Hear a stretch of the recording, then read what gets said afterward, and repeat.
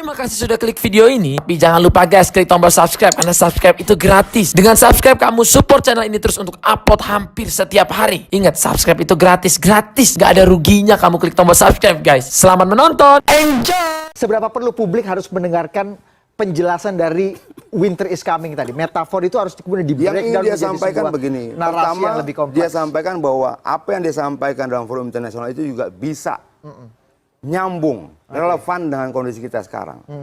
Artinya dia menyampaikan yang disampaikan di sana itu ternyata di kita juga dalam banyak contoh yang lain itu banyak. Substansinya apa? Jangan serakah. Keserakan tidak pernah bermuara pada kesejahteraan. Dan itu dalam kehidupannya dia lakukan. Anaknya tidak minta proyek, anaknya tidak minta kesempatan dan sebagainya. Jadi apa yang tidak, bagi saya sangat hebat. Dia tidak cuma bicara, tapi mengerjakan, melakukan apa yang dia katakan. Bung Rocky. Gini ya, Saudara Adian itu akhirnya jadi sama kayak Jokowi itu. Jadi mengkonkretkan sesuatu yang seharusnya ditinggalkan pada dataran abstrak. Kalau saya, kalau saya seperti Jokowi, saya senang daripada Bung seperti Prabowo. Enggak. Oh, maksudnya you senang seperti Jokowi itu? Ya. Oke. Dia baik, dia cerdas, dia pintar, dia lembut hati daripada Bung seperti Prabowo. Angkuh. Kenapa begitu? Angkuh. Apanya? Menganggap orang lain bodoh, selalu menyebutkan dungu buat orang lain. Siapa Bung yang menjadi hakim buat kepintaran orang lain? Baik Bung Rocky. Ini ya, itu arogansi. Ciri khas kaum intelektual selalu membuka kebenaran dari pihak manapun. Berikan Rocky kesempatan untuk bicara dulu. Argumentasi orang dengan bilang bodoh, dungu, dan itu kan kebiasaan Bung toh. Dan Bung senang dengan cara seperti itu.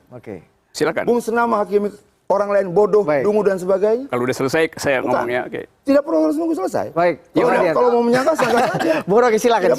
Waktu kita tidak banyak. Gimana? Gini ya. Dungu itu artinya orang yang tidak mampu menghubungkan dua premis supaya tiba pada konklusi. Barusan you perlihatkan itu. Saya perlihatkan ulang ya. You bilang tadi bahwa Prabowo, saya nggak bilang Prabowo itu tidak ada yang orisinil itu. Terus you bilang bahwa emang apa yang orisinil di bumi ini? Oh tidak. Ini kalimat baru. Apa yang baru? Justru bukan orisinil. Saya katakan dalam rangkaian bahwa sejarah adalah pengulangan. Apa yang baru dalam sejarah? Kita kembali ke laptop. Bukan apa yang orisinil. Bung Adian, Bung Rocky sendiri mengutip kalimat saya. Salah. Bung Adian. Kita tidak bicara orisinilitas. Bapak, apa yang baru dalam sejarah? Jangankan yang baru. Konteksnya adalah sejarah. Sejarah selalu berulang.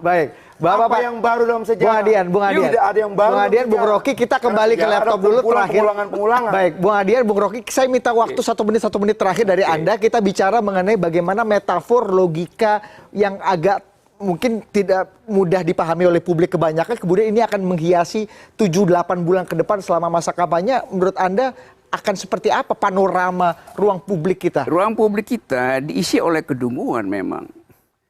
Dan itu faktanya, saya berupaya untuk tidak menyebut dungu, tetapi faktanya bertambah terus. Adian dari tadi lakukan hal yang sama. Jadi dia berupaya untuk jadi demagog, menghentikan pembicaraan saya. Supaya dia tidak dijebak di dalam logik yang palsu itu.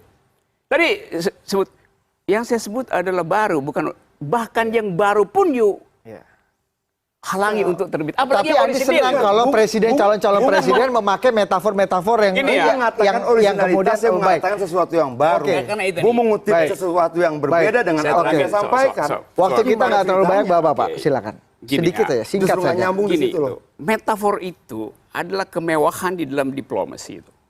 Karena itu sekali orang mengucapkan metafor, maka interpretasi akan menggiring dia masuk di dalam satu pletora itu. Sehingga terjadi semacam winter is coming.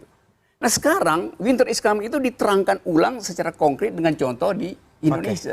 Jadi buat apa pakai metafor? Jadi kelihatan bahwa Pak Jokowi itu sebetulnya sepatunya kegedean dan di dalamnya ada pasir. Baik, Bung Rocky. Bung Adian, 30 detik dari Anda terakhir. Bagaimana metafor kemudian dipakai oleh para calon presiden dalam ruang publik? Ya kita sih menikmati, tapi apakah publik akan happy dengan metafor-metafor seperti itu yang dipakai? Retorika-retorika.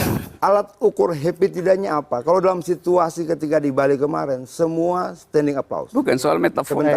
Enggak dong. Apresiasi yang muncul dari publik. Publik mana yang mau kita pakai? Mana ada tamu yang memaki-maki tuan rumah? Bung Rocky, biarkan Bung Adian memberikan. Nah kedua tadi di acara Dies Natalis itu, Landstrom itu, jelas sama.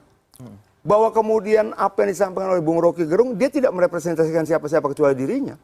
Tapi bahwa publik yang datang di Bali maupun yang tadi pagi, semua memberikan aplaus luar biasa.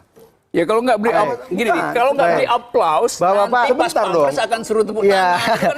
Ya kan, Ini juga tuduhan yang tidak mendasar. Jangan begitu. Baik, dia harus bahwa kemudian Bung Bapak, bagian dari kelompok yang akan kalah di kemudian hari tidak perlu bersikap sinis.